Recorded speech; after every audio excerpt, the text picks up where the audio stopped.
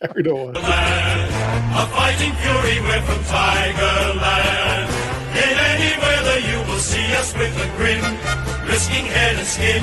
If we're behind, then never mind, we'll fight and win, for we're from Tigerland. We never weak until the final siren's gone. Are you laughing because of the footage? You had my uni. I had the uni.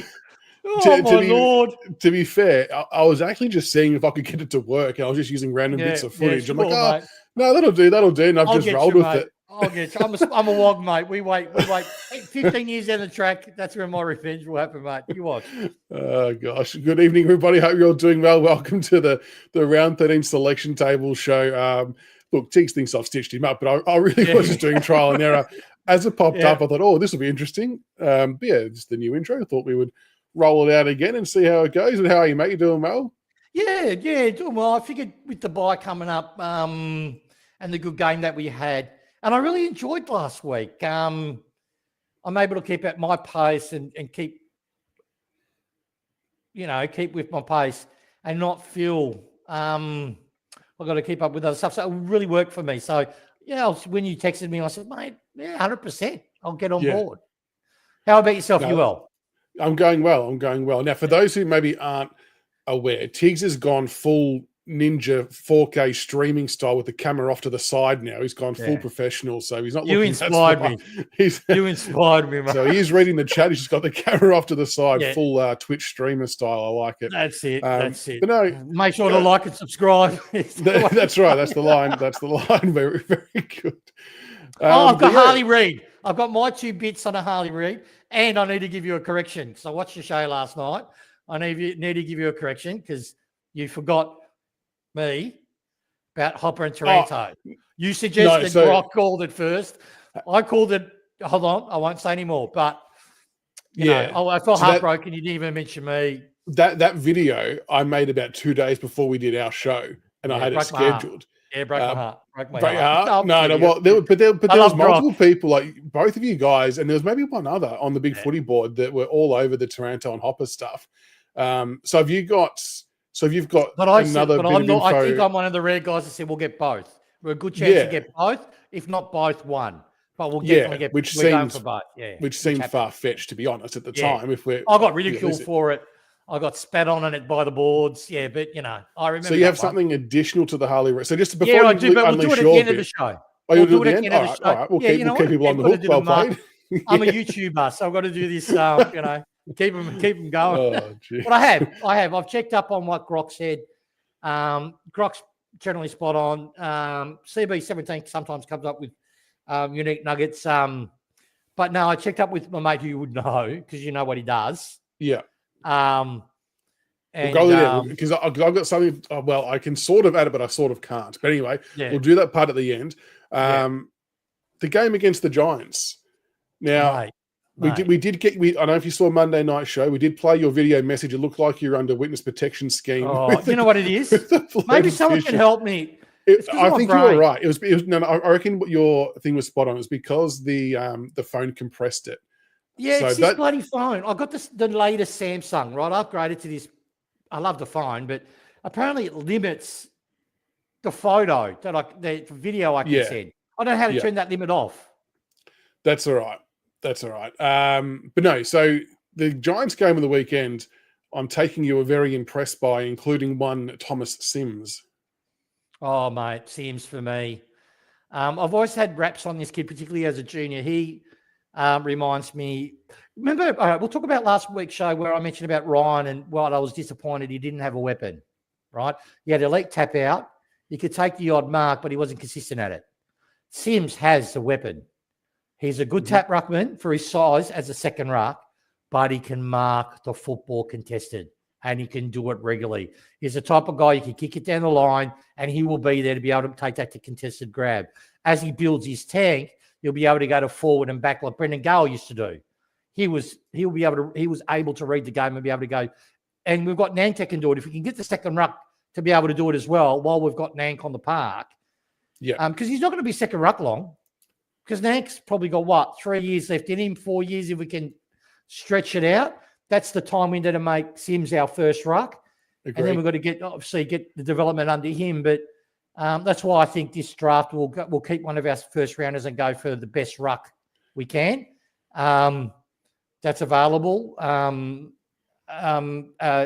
to go under Sims, so we have that progression. But yeah, his marking is what stood out for me. His presence, being able to take that, because the hardest mark in football to take, funny enough, is the down the line mark, because everyone's set up for that ball. Yeah, well, you're sitting under it, aren't you? You've got 5 people jumping on your back.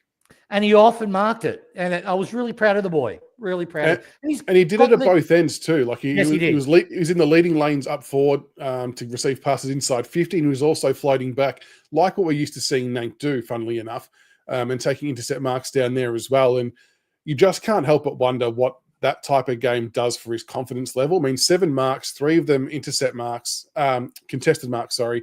And I think I said on Monday night that I can't imagine too many first-year key position players at either end taking that many contested marks or marks in a game. Like it would happen, but maybe not as often as we think.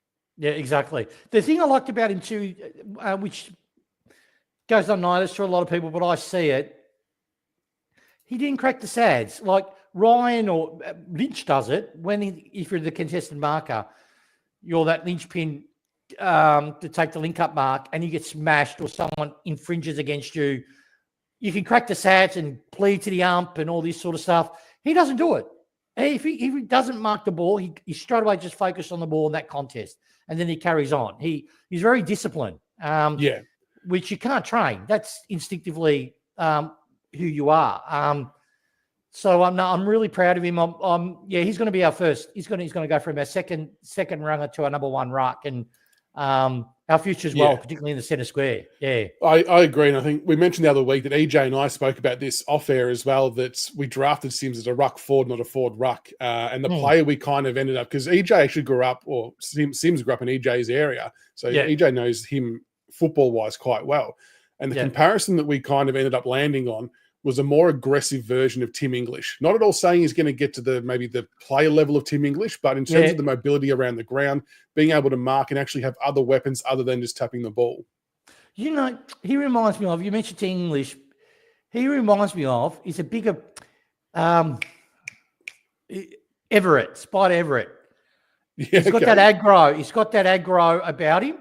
He's not, obviously, take the body shape away because he's a lot more solid, our boy. He's going to grow up into a huge tank. But he's got that Spider Everett about him. You know what I mean? The Greg Stafford is another one. Yeah, you know, you can see when he gets in that size and he gets the comfort in his body that he belongs, he's going to start using that frame to really pillar that people get in his way. So, I love how we're developing him. We're obviously injuries. If he gets smashed in the forward half, he's going to go forward. But keep him in that centre square. Keep him on that. Being that link player that we need from defence to offence. Yeah, no, he's brilliant. The other thing I want to mention quickly is on the show that we did last week, we were talking about the inclusion or the possible inclusion of Dion Prestia, which came out in the news after we did our teams. So we didn't have him in, but we obviously spoke about the fact he was probably going to play. I flagged about the speed of the midfield. You counteracted with he's not necessarily fast by feet, but he's fast by hand and disposal. And ultimately, you ended up being bang on because he had a 31 disposal game, and we actually won the stoppages by quite comfortably as well. And the ball was moving out of there quickly, not because he was able to run it speedily out of there himself, but he was able to make the right decisions quickly and get it to someone who could get it out. Yeah, it's probably dumb footballing. I used that term last week, dumb midfield versus high IQ midfield. It's probably too harsh on. I didn't mean dumb. I mean players that play instinct. There's no real thought to their pattern. Tim Taranto does it. Hopper does it because it works for them. It's worked for them as juniors where to get ball, go forward. Get ball, just kick the ball. There's no real – sometimes if they've got space that they're not fully pressured, then they'll take their time to do the right thing. But normally when they're highly contested and pressured, they'll just straight away get ball and dispose of it. That's why you see Tim Taranto's kicking efficiency is really low. Hopper's can get really low. Hopper's just a bit more high quality disposal than Tuck. They're the same mould. And that's no disrespect. You need those in your side. You need at least 2 in every midfield, right? They're bulls. They're your warriors. They're the ones to trench warfare. What's unique? Prestia, though, and hopefully people bear with me before they jump down on my throat, particularly Collingwood supporters, because I'm going to use this. Meatball has the same brain as Pendles. Now, what I mean is Pendles, Matthew Knight's had it. In midfield, Cochin had it. Martin has it. Where even though they're highly contested, their ability to actually think through the contents before they actually dispose of it, that is the key difference. They actually have that microsecond, 2 microseconds. Okay, I'm about to get swarmed. Oh, but I can see a Tiger jumper just over my shoulder. I'm going to handball it instead of trying to kick it and it gets smothered or it goes skew-if, towards our goal, but not to our advantage. So, and he completely changed the makeup for us. I think he was underestimated. They didn't tag him because of he's so long out of the game. They probably thought he might have blown up. So he had a bit of freedom more, though they locked down on him in the last half. They really locked down on him. But, he made such a difference. He gave our midfield shape because he did. You need that person to be able to go, okay, Taranto, all right, I need to give it to another midfield. I'll give it to the right one, not just a jumper that I can just barely see and I'll go to their direction. It was brilliant. And not only that, but he also is a smart runner himself. So whilst he's not quick, he runs smart. So he'll get into the right spots ahead of time, predicting what's going to happen next. Sometimes it works, sometimes it doesn't. But when it does work, it looks really good. But no, he had a super game. Yeah, proved a lot of people, including myself, wrong. And it'd be really interesting to see if it will hold up again this week against the Swans, which I think now, Tiggs, and it feels awkward saying it, but it's now a must-win game or a very winnable game, isn't it? If we look at both teams' form, would you say? Yeah, no, not really. I'm sort of. I gave a lot of thought to how we played on the weekend, and there were so many positives, and they're not even really negatives, but I see us just wanting to play a certain style and sticking to that style no matter what. That's what we did against GWS. We had a certain style, and as our tank and our legs start to tire, we stick to it. We're not changing it. That's why when they changed it up and they put that, I forgot what that halfback flanker that was tearing us up. He was just running the ball out of our forward line. Lucky Ash running it out. Kept on running it out, and we did nothing. We didn't put anyone on him. That was different. We still kept the tall on him, and they just rotated through him. And I get why we did it. I'm not knocking it, right? Some people could look at that and go, oh, well, Adam didn't have any, how come he didn't think about I don't think he cares this year. It's about just locking the forwards in. So if you're planning to play forward, let's see how you go under duress. Let's see what you as a group can work out yourselves to try to counteract that. And that's asking a lot for the forwards to do or any line to do. So that's how we lost the game. But you're right. Laidlaw has that brain too. So I see us doing the same thing against the Swans. If we can kick straight, right? If we can kick straight, because I predicted this in the beginning of the year. I said at the start of the year towards the midpoint, we'll get smashed some games, but we'll play a competitive brand, but we won't win many games that we haven't. Now towards this section and on towards the end of the year, I see us actually winning another 3 to 4 games. And why I say that, if we can kick straight and we play this positive football that Adam wants us to play, I think we'll build enough of a buffer so we won't get run down. Because in every game we have been run down and we continue to be because we're not changing our system. Yeah. And during we games, sort of pointed out on Monday night that we were essentially 2 straight kicks away in that second quarter from putting away a top 4 fantasy side and a half of football on their home deck, which is extraordinary to even consider. Would have been 10 goals up. If you predicted scores, we should have been 10 goals up. Yeah. That's staggering. So my thing, I was actually looking up some of these stats today. My thing now for us is I think we're now in a really good competitive spot. The next thing I want to see, I think the next big milestone for Richmond Football Club is to kick 100 points in a game. So we haven't done that since about round 23 in 2023 against the Kangaroos. So we went all of 2024 without doing it, and so far in 2025 we haven't. Hitting that 100-point mark for me is the next major milestone for us, and it takes 16 straight goals, which obviously isn't going to happen. But I felt last week was the best chance we had so far, and this week I think presents another good opportunity against a side who might be down on confidence. They might be raring to bounce back though, given the form that they've been in. But yeah, I think 100 points is our next target. Yeah, It's going to look. I'd love for it to happen. I don't think it will. The only reason why is our forward line is young, is very young. If Lynch pulls the game, out of his hat and he has 10 goals, then maybe, right? But our forward line, people got to keep an always got to remind themselves how young our forward line is in games played, right? So they showed it against GWS. When they get their bump up, they get all excited, and sometimes their technique goes out the window and they score a point. Or they do something stupid and they score a point, miss an easy goal. We just got to enjoy it, because at the moment he's coaching how I hoped he would coach. He's gone, okay, game plans are layered, right? You lay your game first, you concentrate on your defense, and then you work on your offense. He's doing what I'm looking at, and my mate who's in football in a professional aspect pointed this out to me the other day. He's layered a defensive aspect of our game plan, which generates offense, and he's only keeping that. He's conditioning them throughout the whole season in high pressure, match day simulation, to burn it into them quicker. So they're learning what they need to do. Now it's starting to get better at it, and they'll get better at it towards the end of the system. But there's no other layer. It's just this. Watch this week. And just note how we play in the first quarter. We'll play exactly the same way in the last quarter. But that's okay, because what you'll see next off-season, you'll add then the next string of what we need to do. And it makes sense. You got to get good at one thing first. If you try and slap all of these things in at once, it just becomes information overload, and you do none of them good, and it falls apart. Right. So if you can master one each year, it's a slow burn. So it does make a lot of sense. You know how Hardwick made us a premiership side? Because one of the things he did, when we were under pressure and losing, we always went to our default game plan. You've got to have a default game plan that can bother sides. This is what we're seeing, but the default game plan should only be used in spurts within quarters, right? Whenever you're behind, or whenever you feel like to change momentum, you've got to get it back. That's when you use that.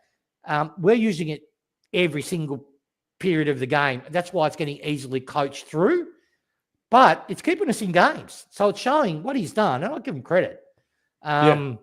What he's done is he's actually developed a system in Carousella and Rutten and all the coaches to develop a system that can bother sides. So when we need to go back to it after we've developed other strings to our bow, we're going to actually be a hard side to play against. Which is what all you can ask for as supporters. All right, we'll bring up the teams. I can't remember which order I've done this in. Yeah, good. I've got yours first. Very good. So we're going to go through the changes, and we'll talk about some selection lineups and things like that. So the outs you had for this week were Sonsie and Gray, and coming in, you've got Noah Bolter and Juddy Clark. Yeah. I'm going to just say this for Sonsie. I'm not going to go on a rant, but my version of come on, man, right? I read a whole shit ton of critique on this young kid on Twitter, right? Because of his two actions by kicking the ball off the ground, right? Now, I get that that wasn't a good thing to do, to kick the ball off the ground. Doesn't make him soft. I've seen this. If people that you can see that are calling him soft haven't seen him in the juniors or seen him in VFL. He's not soft. This kid puts his body in the line every game he plays. But the thing is, the reason why I put him out is if we refuse to play him as a midfielder, we just dead set refuse to do it. There's no point putting him in the side. See, this is what shits me, and this is the big weakness of Hardwick, the only weakness I have with him, because I love Hardwick. He actually, with Blair, they could pick the right player he wants perfectly, unerringly. So he said to me, I need an inside midfielder with a brain. That's what Sonsie is. But then, obviously, Blair, with his magics, gets better talent across the board. So Sonsie's never had that ability when he was first with us to actually prove himself. So Adam's got him now. He's now considered a mature player for us, and we still are refusing to put him in the centre square in the seniors for a good 8-9 week period. So if we're not going to do it, which for me is I don't want to swear, but it's a bloody shame, right? It's a disgrace in my opinion, and I'll die on that hill because we're going to waste that talent. We'll trade it. He'll go next year. You watch. He'll go. He'll get picked up by the Bulldogs, the Pies. You watch good quality sides go for him. And then you watch him quickly get in the seniors. And if they put him in the midfield, I'd love then the conversation. I'm not going to say he's going to be an A-grade talent, right? We've burnt him too much. We've not given him enough time of development in the guts. But there's a reason why in the VFL he always plays midfield. He doesn't play halfback. He doesn't play wing. He doesn't fucking play a forward pocket. He plays in the guts because he's better than that level. And he dominates. Anyway, that's my rant. Agree. So that's why I've taken him out. I said, if we're not going to do it, don't waste my time with it. But you've got to have Judson Clark in the side, right? So that was I need him in the side. I wanted him in the side last week. We didn't do it. We need to plop him in the side. So that's why he's in. And Gray does not deserve to be out of the side. Like I looked at our forward line and said, who do I take out? Steely Green was the one, but then I thought, no, he's kicked 2 goals. He's just turned the corner. Yeah. Let's give him another week to see if he can carry up. 4, no, I love what he's showing, even though he's getting minimal possessions. The possessions he's getting are good quality. Funny enough, the one that I've got a circle around is Ross, right? The last 3 weeks, to me, hasn't been the level that it was at the start of the year when he first came on. He seems to have plateaued a bit now. He's starting to go a little bit. He's less damaging. His disposal's starting to worsen. His disposal count is dropping. So if he doesn't fix that, I would be happy to put Gray in his position and get Gray to play his position because he's got the speed to do it and the agility to do it, just to keep him in the side. But yeah, no, that's the reason why I put because Noel Bolter's in. You've got to have Noel Bolter in. We're paying him $1 bazillion for 7 years. You've got to have him in. So that's why he's in. I kind of agree with you on the Steely Green front that he was very close. Well, he's probably on my list for the last few weeks, to be honest, because of the lack of hitting the scoreboard. But then he bobs up, kicks 2 goals. Probably should have had 3, if we're being honest. He probably missed a really easy one early in the game. Yeah. So you kind of, I guess, got to back in that confidence that he's back into the groove, and hopefully he feels a bit better about himself, and then we might see another repeat performance against the Swans. Yeah. Lineup-wise, he's still, I mean, there's not too many changes you can really make on the park. It's hard to argue against a side that only lost by 3 points to the Giants, isn't it? There's not really a hell of a lot you can do. What about that? What I want to ask you about Luke Traynor. He's been playing in a few different positions through no fault of his own, and he's been sort of subbed off a couple of times. Do you think he's due for a rest, or do you think now with Bolter coming back in, does it now resume normal circumstances with him playing in the back line, or do you like him as a winger? What are your thoughts on Traynor's role? I think they're doing to Traynor what I just described. I wished I could do to Gray. You can't do it for 2 players, too many spots, but they want to keep him inside. They don't want him playing VFL. He's just too good for the level. So you got to look at our back 6, right? Broad, will you drop him? No. Tom Brown, he's playing great football, consistent football. Banks is going to stop short getting a game unless Banks gets injured. An intelligent release. He's showing he can run at the halfback. He's got what I always banked on. He's got a super IQ. He's playing perfect football. Ben Miller is, for me, our David Asprey. He's starting to get that aura about him. Dependable, always will do a job on the dangerous forward. And Nick Vlosten's Vlosten. Who are you going to remove? So they're going to go, okay. Yeah. Good thing with Traynor, he has agility. He has really good hands. He's a smart footballer. So that's why they're, if someone needs a rest, they'll plop him in. But they're keeping him in the side just to keep that games experience ticking over. So I like how they're doing it with him. But yeah.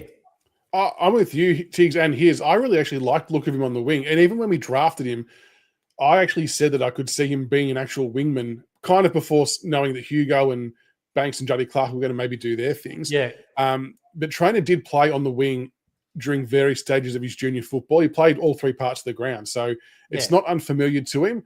I just want to, I guess we just want to make sure that we can settle him in a position. That's right. Because he does look good when he gets the ball, though. Like, I really enjoy what he brings to our football side.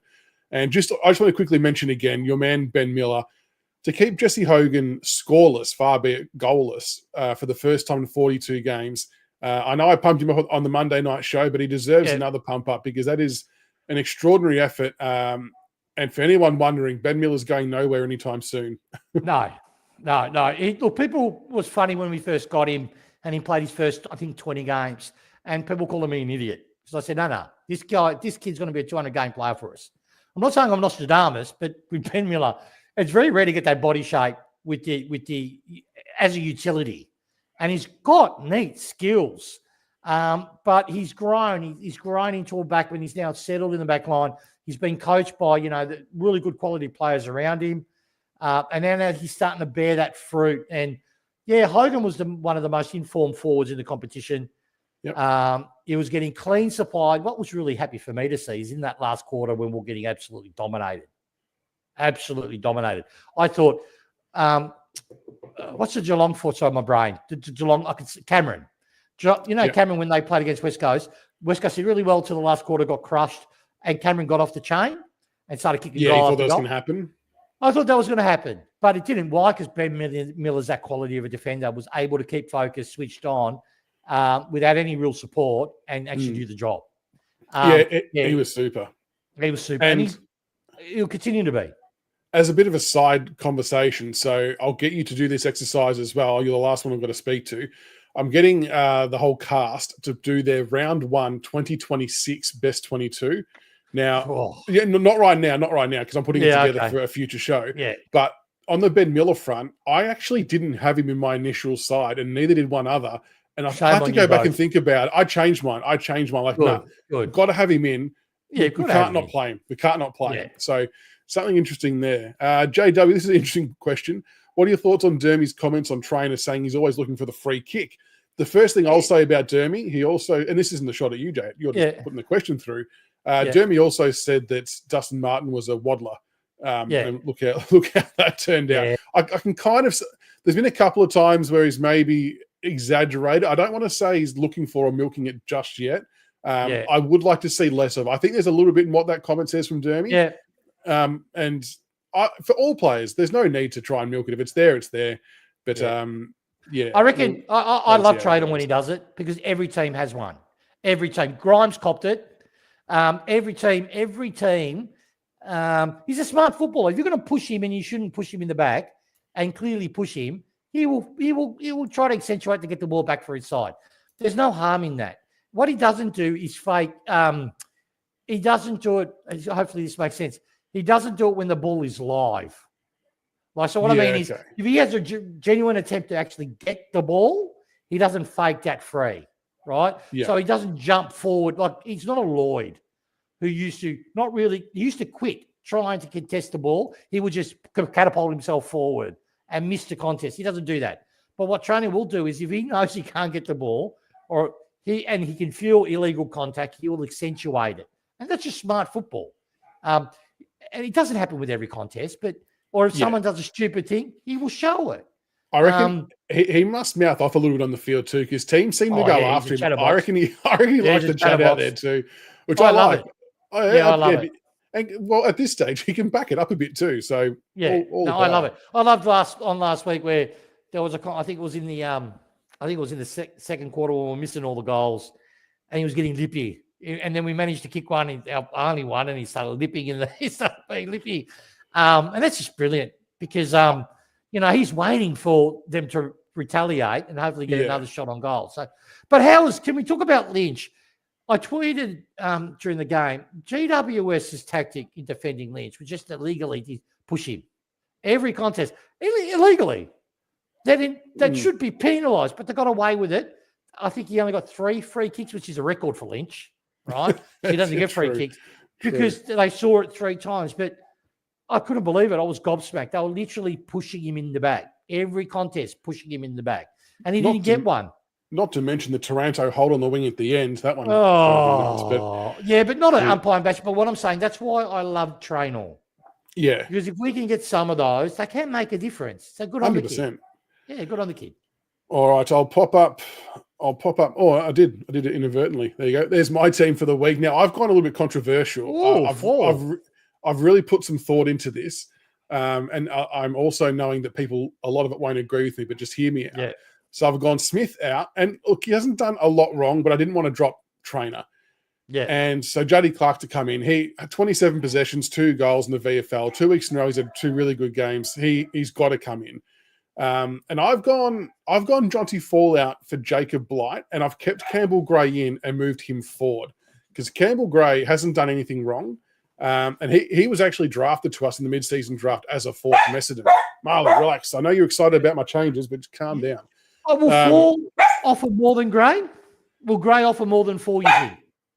So he's Possibly, discussing with you. The dog's I know. discussing with you. You know that. But the absentee is Noel Bolter. Now, that's where the shock may come from. Okay, yeah. Now, my reason is, if we're talking about selection integrity, as Uze had mentioned in the press conference, for those who watched that VFL game, Bolter didn't play well. He looked very disinterested, if I'm being completely honest. True. Compared to Jacob Blight, who's had 2 close to best on-ground games in a row, I think he took 11 marks last week, something similar the week before, playing lights-out football for a key defender. If we're talking about integrity of selection, I know that Noah's on a big contract, and I know he owes us a solid after what he's done, but that needs to start in the VFL and show that he gives a shit, in my opinion. And I just think that Blight's shown better form to play that position. Fair enough. Yeah, look, fair. I like Blight. I do. I don't think he'll be with us next year. So I'm sort of seeing it with that lens. Yeah, look, I get it. I respect that. But yeah, Bolts is just too important to leave out. He is, and I definitely weigh that up. Like, I understand the importance factor of Bolter and what he offers in game, but I just would have liked to have seen him show some care factor in the VFL game. And I get that he had to fly up that day and then fly home. So it was obviously a bit of a big commotion or whatever to get him there. But again, that's on him. The only reason why it's like that is because of what he did. No one else. No, I get that. And but he probably is better than the level. But I just think on exposed form, Blight. And it keeps Campbell Gray, because to your point, Campbell Gray didn't do anything wrong. He played a good game.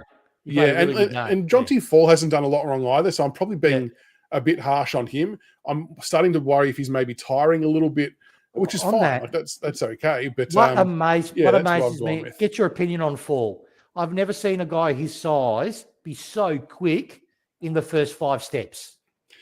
Have you seen that? Like in the first 5 steps he'll go from 0 to 100. He gets to max speed within 5 steps. And I can't think of another forward of that size that has that burst speed so quick. Yeah, he's pretty agile for a big man, isn't he? I saw that. I was like, did I really see that? And then he did it again. And it allows him to get that little initial separation and then build on it. He's going to be our he's mobile, he's athletic, he's now starting to clunk his marks. He's just got to find his place in the forward line. That's what I think the problem with him at the moment is. Like, he's asked to do a little bit different in the forward line than he did as a junior. He's not the key person.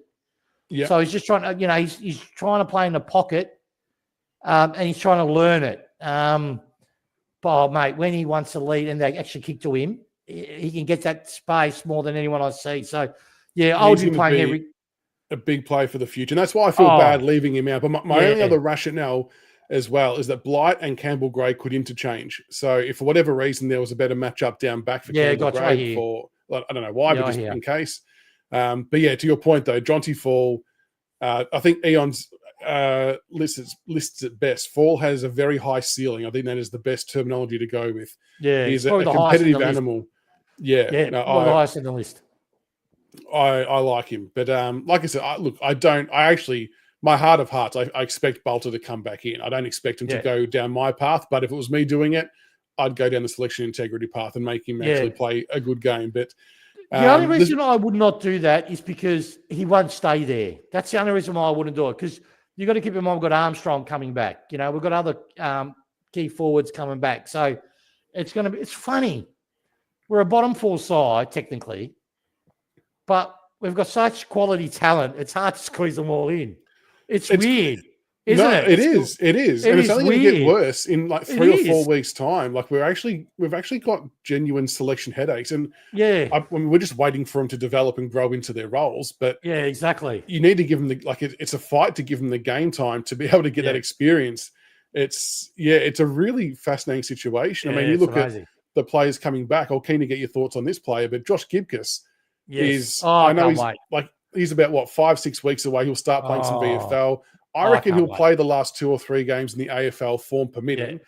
But where do you see him playing? Because let's say hypothetically that everyone's available in the back line, for example. I mean, Noel Bolter and Ben Miller are going to be your 2 locks. Then you've still got Campbell Gray's doing well. You've got what did I just say? You've got Blyde, who could be down there as well. And then you've got Gibcus, and you can't play them all. I still think that Gibcus is going to play forward, is my gut feel, to be honest. Nah, mine, if it was me, I'd put Gibcus in. I'd put him straight away in centre half back. That's his role. He's like a Grimes on steroids type player. So he's got a lot higher ceiling than Grimes.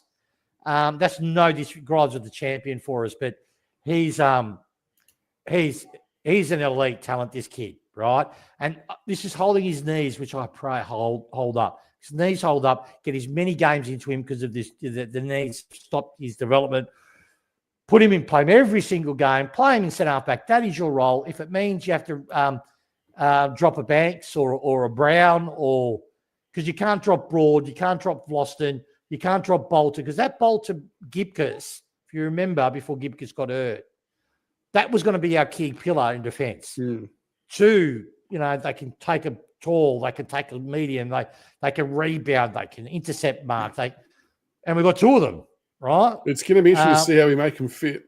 We'd have to just go, okay, these 2 are non-negotiable, and then give them an understudy each, that if one goes down, well, this is the next person that will take that spot. And then everywhere else, you just got to you can't get rid of Lawson, you can't get rid of Board. And it's unfortunate, but Brown, Banks, who we have, the other 2, I don't want either of them drop. But if we can't find another spot for them that they'll add more value, then they just got to go on the VFL. Where does Miller fit into the scenario? Because it would usually be Miller stays. Yeah, sorry. Miller's our Asprey, right? So that's the beauty of Gibcus and Bolter. They're mobile, right? So you've got your gorilla that's on the other gorillas, right? Then we've got Gibcus who can play on a medium, can play on a small, can play on a tall, and you've got Bolter who can play on a medium and a tall. And they're both ultra offensive in their action. Bolter more so with that huge boot than Gibcus till he builds his games experience. And then you build around that. So you've got Vlosten, the stopper, and the intercept marker as well, medium size. And you've got Broad, who's more of a negative defender, but a counter, basically shorter version of Miller, right? Yeah. All right. And then that last spot, that's where Short's got to fight for. Brown's got to fight for. Or I reckon Banks is the number 1 at the moment. Banks keeps it. Yeah, definitely. But it's perfect. That's perfect. And then if we can't, if it means Brown's got to, we'll put Brown on the wing. There's a lot of deck chairs that are going to be shuffled like that. And this is why. But that's what happens when you've got quality, right? Yeah. But you don't get your Ferrari and you play the Commodore in front of the Ferrari. When the Ferrari's ready to go and the mechanic says, here's the keys, she's mint now, mate. You don't not play it because you worry it's going to blow a tyre. You drive it. So that's what we're going to do. Put it out there. Yeah. And to this, Skudoosh, I was saying earlier that in the week of the bye, which is next week, we'll actually be doing a live show where I'm getting everyone to do their best round 1 side for 2026, which kind of touches on what you're wanting to see. Yeah. So keep an eye out for that live because there's some serious names that are missing out at the moment. And there's a couple of names. Well, there's a name that a couple of people have included into their side. Yes. That doesn't yet play for this club, Tiggs, as a bit of a lead we're into talking that. about Mr. Reedy. We are talking about Mr. Reed. We'll finish on some stuff. So to set the scene a little bit, so the video that I put out on YouTube the other day happened before our show on Wednesday. And then, so essentially Grok had heard information from his source, who's been pretty good over the journey as well, similar to yours, that if Reed was to want to leave this year, that we are front and center in the running for it, because he doesn't really like some of the shit going on at Essendon. We can obviously satisfy West Coast on a trade level. We can obviously satisfy Reed on a coin level. And we're just selling the vision of the club, the youngsters, the culture and all that. And that's why being in close games like we've been actually really helps us. So with that said, what have you then heard after on the back of hearing that? And on Bank, where I heard this from, which made me quite excited. And being 53, when you get excited, my age, that's fantastic. But what I've heard is probably contrary to what most, but I generally go counter to what everyone else says. But this time I decided not to use my instinct like I normally do. I'm going to go word for word from what I heard, right? Essendon may still be in the pictures just solely because of the dollars. Just solely that, right? West Coast is still winning with a fighting chance, but Richmond, from what I heard, is leading the pack at the moment pretty convincingly. Not saying he's a lock, and there's a reason for it. He now knows what our club is like, particularly from the horse's mouth in Baker and Graham. Remember there was a picture, there was a big hoo-ha when we had our players actually go in their dressing room, yep, right, and celebrate. So that weighs a lot. That's like, well, shit, they're a family. Even though they've left, and he's not worried about any blowback from West Coast supporters if he does move, because he's really going to play them once a year or twice a year, and it's a different state. It's not like he's going from Collingwood to Richmond, where he's going to cop it every single walking down the street and getting shit thrown at him by Collingwood supporters, right? So, so what I heard, he's really been very impressed with our club, right? We've been pretty matter of fact with his management. They are in talks. We haven't been stupid about it, said, or super aggressive about it. He knows about our list. I know I'll say stuff. Dustin Martin is getting involved with this too, which is pretty common knowledge, I would think, now with what's sort of going on in the background. But that's definitely happening. So I think, well, he's either, this is going to sound really weird, I'm going to sound like Tom Morris, he either will stay or go to us. That's my instinct telling me that. I don't see him going anywhere else. Yeah, so, and then I suppose to go against what we're all hearing, Tom Morris, the ears on the ground he's had at West Coast, because Harley Reid's attitudes change and stuff like that, they're now thinking that he's a chance to stay, which may be true, but then his attitudes that could be just okay, let's just play nice to get everyone off our back for a little bit. The managers still do the work in the background. It wasn't a categorical thing. It was a very hedging your bets, like what we've all done as well, like because it's still all unknown. There's still a bit to play out either way. But on top of you saying it, on top of Grok saying it, there was someone else on Big Footy who posted tonight who also had information about Taranto and Hopper almost at an identical time that you and Grok did. So he's got runs on the board too, who has said the exact same thing again, that if he's leaving this year, it's to us. And he said, if I had a gun to my head, I'd have to pick one, I'd say he's coming to Richmond. Obviously, if Harley decides to stay this year, it probably brings Geelong and Hawthorn and everyone else into contention and probably knocks us out of contention. So the key is him leaving this year. And there was another person, which I can't speak too much about because they asked me not to, but they also confirmed at a higher level as well a lot of what you guys have said too. So it's kind of now coming from all these different places that have had good mail in the past. And it's really hard to ignore that we're in a good position to do it. Now, the tricky part's going to be what's it going to cost. It's probably they're going to want the 2 first picks from this year.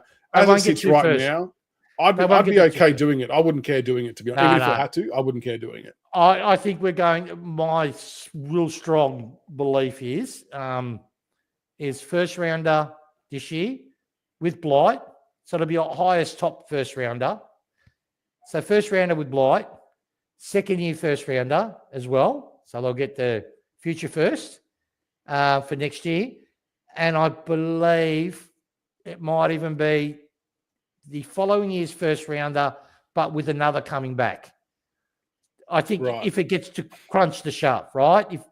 But I think it's the 2 first rounders plus Blight with, salary cap, because you've got to understand his salary is on, right? So we've got the cap to easily absorb it. And there might be a swap of picks, late picks or something like that. And the reason is, spot on, Dave. Dave, we think alike, brother. The reason his attitude's changed for positive is because Baker, Graham, his own fucking captain, excuse the language, have all said, don't stress. If you're going to go. Just have fun. So he's at peace with it now. Before he was nervous about it. What happens if people hear? He's copying all that.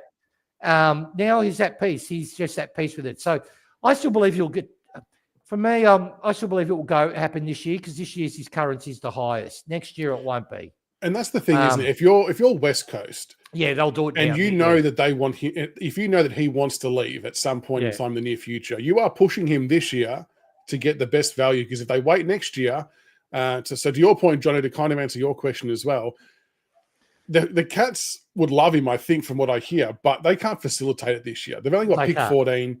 They're in well-documented salary cap under the table bullshit issues. It would be astronomical if they went to try and do this. Yeah. Hawthorn, again, if he holds off till next year, it brings Hawthorn and Geelong back into the race and it puts us out. But if he goes this year, we are well and truly front and center. And I know some people get worried about what we're going to pay financially, but what we have to remember too is you've got to pay 95% of the cap, and you don't want to start paying overs for all of these players you've already got across 5 or 6 players who are then going to have to want more and more and more. And the cap goes up as well. So there probably needs to be a level of buy-in from him too, I guess, to want to be at the club and grow with the club and do all that kind of shit. But it's one of those ones where you back Blair and the team to make the right calls and all of that kind of stuff. I just want to, Jones Racing, I didn't know this, but the reason why I phrased it the way I did, if a club comes up with an offer for re-signing and they make an offer, that's a formal offer, that's what I meant by we can match that, we can absorb that offer. So what I mean by that, what I got explained was, so let's say, for example, you're a Jet and I said to you, look, I want you to re-sign and I'm going to give you $2 million a year, right? I'll pull that figure out of my ass. And that player goes, he's going to get traded to another club. That other club will go, as a starting point, all right, you're being offered $2 million a year. Can we work around that? So they might do a little bit more, or they might do the same, or they might do more, but pay less up front, but do more on, fucking sponsorships and all the other stuff. So that's what I meant about absorbing that, because they've gone, West Coast has gone aggressive with him, and he'll be close to the highest paid player next year. When he re-signs out of his contract. So, yeah. And apparently I didn't know this because my mate gets his thing from because of what he does. Somehow that's worked into Harley's contract on his last year. That he can get offered more if he's going to re-sign, and it gets locked in. So, that's what I meant by that anyway. I know I'm not explaining it right, but it'll come out and it'll make sense at the end. But back on it really succinctly. I think you either come to us or stay with them. I think he's going to definitely go in this year. The only reason I'm saying that, how often will clubs have 3 high-end first-round picks to get? That will set you up for your rebuild. Yeah, exactly. That's failed because their rebuild has failed. Right? Yeah, they're aware of it. The appeal to them, they've obviously just watched us have 8 picks and do pretty well from it. And they could potentially end up with the first 4 picks of the draft, assuming that Oscar Allen gets a compo pick and all that. And that's uncompromised. And it's an uncompromised draft, and that's what's important. Well, I mean, it's compromised, but maybe not in the first 4 picks. Maybe the 4th pick. There's a couple of players who are kind of touted high on the higher end, but typically speaking, the first 1 to 3 picks are going to be not compromised, and you can have a red hot crack at it. So, look, there's obviously still a bit to play out. So again, we're not saying it's categorical by any stretch, but all we're saying is that we're putting ourselves in the right spot to have a crack at it. And I love that we are doing that because we're looking at ways to improve us. And I think that if we got him across, it would make us, I think, 12 months ahead of where our footy curve might be, which would be good. And to generational midfielder, like imagine Reid, Lawler, Smiley, Houghton, Taranto, Hopper. Oh, he's a Chris Judd. He's in that model in the sense of how he plays. It's like a really tall Kerr or similar sized Judd, just a bit more body shape, right? He's that explosive, good possession, high quality possession. He hasn't got the IQ of Dustin, but he's got that the ability to burst with speed. Dustin used to burst with raw strength and footy smarts. This guy's a bull. So he'd be, mate. Oh, him, Smiley, Taj. Good to see. Oh, you'd be loving it. You'd be loving it as a Tiger man. Oh, you'd be loving it. Dave, this is a good point too. We do have to get a pick back in some way, shape, or form to get Callaway as well, which I think the club will make happen. Like if I go back to your point earlier on in the show that players like, unfortunately, Sonzi, maybe a Bow, players like that will ultimately end up wanting more opportunity. And that's where you probably end up getting one of those picks back in the draft to be able to pick up your father's sons. Sonzi will be traded or delisted. They have to, because they have to create spots, and they're not playing him. Yeah, that's right. So something we'll give at some point. It's just the nature Yeah. of the industry, I guess. Which is a shame. Which is a Yeah, fucking yeah. But bloody we're just going to shame. find a way to find a pick back the other way. So, we'll do one final question. Is Reed better than any player in this year's draft? I mean, the short answer is yes, because he's semi-known, but you don't really know. It's a bit of risk versus reward, I guess. I mean, I'll word it backwards. There's no one else in the last 2 drafts that have been touted as highly as a generational player as Harley Reid has been. You'll often hear the reference, there's no Harley Reid in this draft. So that's kind of how I try and view it. Lawler has the potential to match Reid, also, but they're different midfielders, right? They're different players. And Lawler has a better, no disrespect to him, but has a higher IQ. Like, that's why Lawler brings people in. He creates the play around him. He's brilliant at, the handballs, the kicks, knowing where to lead.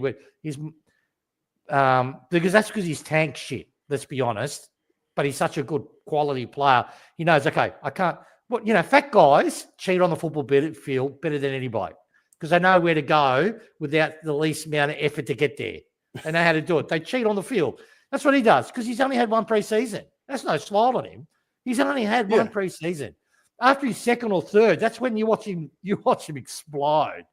And then it'll be interesting to see how we compare and watch this video again and say, but Harley Reid, I've never seen a first-round pick go bang, I'm ready-made. I can compete with any midfielder around me, and I can compete with him. He's done that. So it's a credit to the kid. Yeah, it's a credit to the kid. I've seen this one come through a few times from Jack. Is there any mature age key forwards we should be looking at for when Lynch retires? I reckon we've got them. I reckon we've got Armstrong. We've got Fall. We've got Fawcett. We've got... I guess there could just be a gap between when Lynch goes physically and age-wise to when they might be ready. But I think someone like McKelty can kind of fill the void a little bit along the way as well. But we always trade for the best. We always trade for need, right? So if we, so we always trade for need. So that sort of question we're probably going to answer in a mid-season draft. I don't see us next year and the year after that going in a mid-season draft without a lid spot. I think we'll go, okay, so we need an extra forward. All right, let's get the best one, depending on where we sit. That's what we'll probably end up doing. And again, you mentioned generational talent. Lynch was a generational talent for us. That's why we threw everything to get him. And he got us 2 flags. He got us 2 flags. He's paid for himself 10 times He's over. Paid over. I'll answer this final one. Jones Racing, heard anything Cody Walker? Funny you mentioned Cody Walker. Now, I'm going to read this so I don't stuff up what I'm meant to or not meant to say. So, yes, have heard something about Cody Walker. The source is definitely someone that I know and trust and have evidence that removes any question of authenticity. The evidence, however, is the part we can't share. But the info on Walker was he's had meetings with both Carlton and Richmond in the last few weeks. Carlton's style was more your typical interview style with officials sitting opposite sides of the table, telling him what they see for him and what they'd like him to do, etc. The Richmond style was more of a round table, no sides opposite each other. Uze asking, what do you want to do and how can we help you? And he walked away from the meeting essentially wishing that Carlton were more like Richmond. Obviously, the gut feel is from the source is still that the father-son ties might be too strong in the end, but we have been ultra impressive in our quest to try and convert him. And that's why I've been so adamant for so long that the door is not yet shut, despite what some Carlton people might think. It might be inevitable that he might end up picking the Blues, but we have most certainly not given up and we're not rolling over and are doing everything we can to try and convince him otherwise. I heard exactly that, but what I did hear is that Voss' position is not as secure as some other people think, particularly if their season continues going to where it's going. And if they don't make finals, that's when the heat and everything's going to really come on board. They're also not as stable as us in that sense. So I think he's still going to Carlton. Where I get my mail from, they're pretty convinced he's still going to Carlton, but they've all said the same thing. We wouldn't be surprised if he did go to Richmond due to it would be a better place for his footy and better place for him to actually... And he'll go to Carlton because of loyalty more than anything else. That makes sense. I think if you were able to separate that somehow... If you can separate that... They're going to fall off at the wrong time. Assuming that Tassie don't shit the bed and don't build a stadium. But if that goes through and happens, decoding might be gone this year. Cripps and all that are obviously going to age another year or two. They could potentially be bottoming out as Tassie comes in. So it's going to be a pretty painful rebuild for them with the compromised draft, assuming the Tassie thing goes ahead. And maybe that's why we feel like we can still pitch to him, because we're going to be in a much different spot list-wise, more advanced in our development. And I think I'm trying to not be biased, but it's probably hard not to. But if you were to put the two prospects side by side and where they're going to be in the next 2 or 3 years, we'd probably almost have the edge on them just because of how we're going to track compared to them. I agree with you. Yeah, I agree with you. But to your point, the father-son, it's a pretty strong tie, right? Let's not kid ourselves. It's a pretty big pull. And it would take something extraordinary. And Tiger Pop, don't undersell the impact that great man in the second part of your post has. Not just for Cody, but for any potential talent wanting to come to the club. Huge. Imagine saying, if you come across, you're going to get mentored by Dustin Martin. Imagine the thought of having a football clinic with Dustin Martin, teaching the finer, nuances of your craft, and then going to a cafe or pub, having a counter meal with the bloke, and he's still telling you would go home and be happy that if you never woke up again, because you've just experienced life's best, nothing could be better than that, right? That's the potential. Any recruit's going to see they're going to have with Dustin Martin, a one-on-one session with the GOAT, So, you can't undersell it. No, definitely not.